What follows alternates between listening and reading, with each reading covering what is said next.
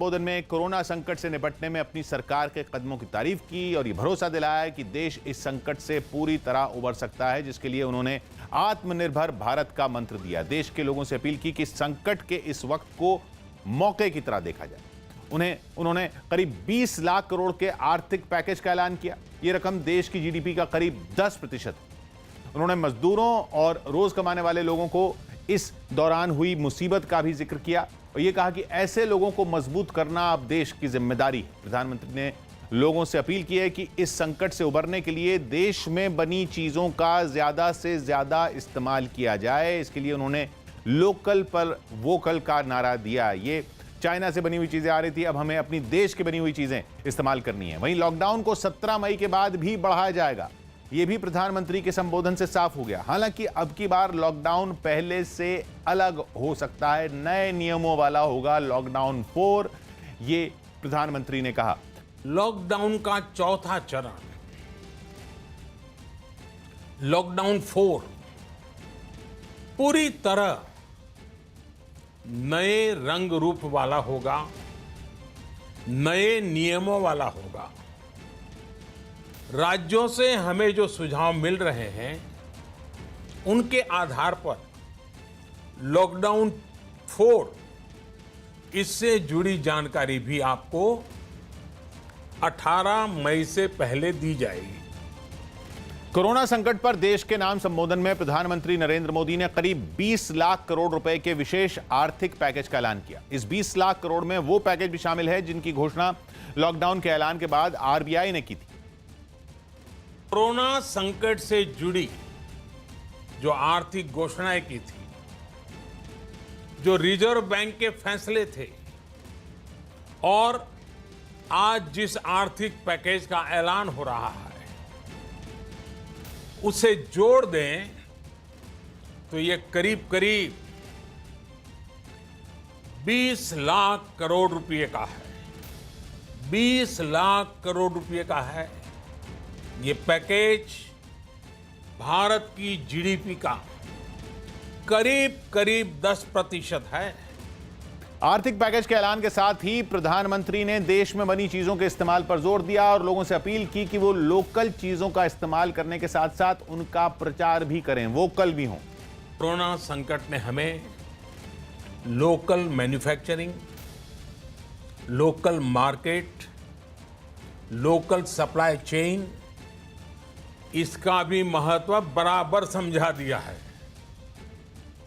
संकट के समय में लोकल ने ही हमारी डिमांड पूरी की है। आज से हर भारतवासी को अपने लोकल के लिए वोकल बनना है। पीएम ने कहा कि इस संकट से उबरने के लिए देश का आत्मनिर्भर होना जरूरी है, जिसके लिए उन्होंने देश की 5 खूबियां बताई, जिनकी भूमिका देश को आत्मनिर्भर बनाने में बेहद अहम होगी। इनमें सबसे पहली देश की अर्थव्यवस्था होगी, जो खराब दौर में भी देश को पटरी पर लौटने का आधार बन सकती है। दूसरा, इंफ्रास्ट्रक्चर, यानी देश में सड़कें, पुल, फ्लाईओवर, अस्पताल, जो देश को फिर से खड़ा करने में अहम साबित होंगे। तीसरे नंबर पर उन्होंने तकनीक पर आधारित सिस्टम की बात की, जिससे देश में काम बिना रुकावट के किए जा सकते हैं। चौथे नंबर पर उन्होंने डेमोग्राफी का नाम लिया और कहा कि दुनिया के सबसे बड़े लोकतंत्र में डेमोग्राफी लोगों को ताकत देने वाली है। डेमोग्राफी मतलब यानी किस उम्र के कितने लोग हैं। हमारे यहाँ जो जनसंख्या है उसमें नौजवान ज़्यादा हैं और जो बुजुर्ग हैं वो दूसरे देशों की तुलना में कम हैं। ये डेमोग्राफी है और ये हमको फायदा दे सकती है इस दौर में। और सबसे अहम उन्होंने डिमांड को कहा, जो किसी भी अर्थव्यवस्था के लिए बेहद जरूरी है। गृह मंत्री अमित शाह ने पीएम मोदी के ऐलान का स्वागत करते हुए भारत के लोगों से लोकल सामान ज्यादा इस्तेमाल करने की अपील की।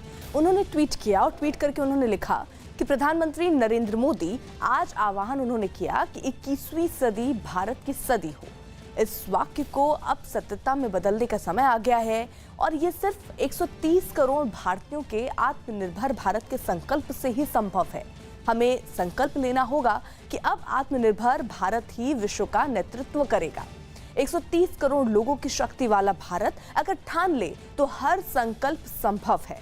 मोदी जी के दूरदर्शी नेतृत्व में अब हर भारतवासी को ये संकल्प लेना होगा कि वो बिना रुके, बिना थके भारत को आत्मनिर्भर बनाने में अपना सर्वश्रेष्ठ योगदान देगा। भारत की आत्मनिर्भरता पे पूरे विश्व का कल्याण निहित है।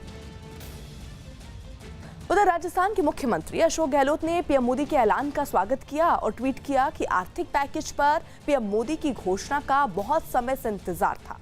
देर आए दुरुस्त आए, हम इसका स्वागत करते हैं। अब जब और ज्यादा जानकारी सामने आएगी तो पता चलेगा कि किस क्षेत्र में किसको कितना फायदा होगा।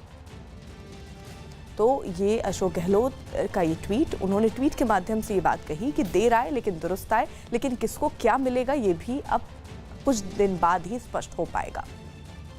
उधर कांग्रेस नेता रणदीप सुरजेवाला ने पीएम मोदी के ऐलान के बाद उन पर निशाना साधा और ट्वीट कर लिखा कि माननीय मोदी जी, आपने संबोधन से मीडिया को खबर बनाने को हेडलाइन तो दे दी, पर देश को मदद की हेल्पलाइन का इंतजार है। वादे से हकीकत तक का पूरा सफर होने का इंतजार रहेगा। घर वापसी करते लाखों प्रवासी मजदूरों भाइयों को राहत, घाव पर मरहम, आर्थिक सहायता और सुरक्षित घर लौटने की मदद पहली जरूरत है। उम्मीद थी आप इसकी घोषणा करेंगे। देश राष्ट्र निर्माता मजदूरों और श्रमिकों के प्रति आपकी निष्ठुरता और असंवेदनशीलता से निराश है।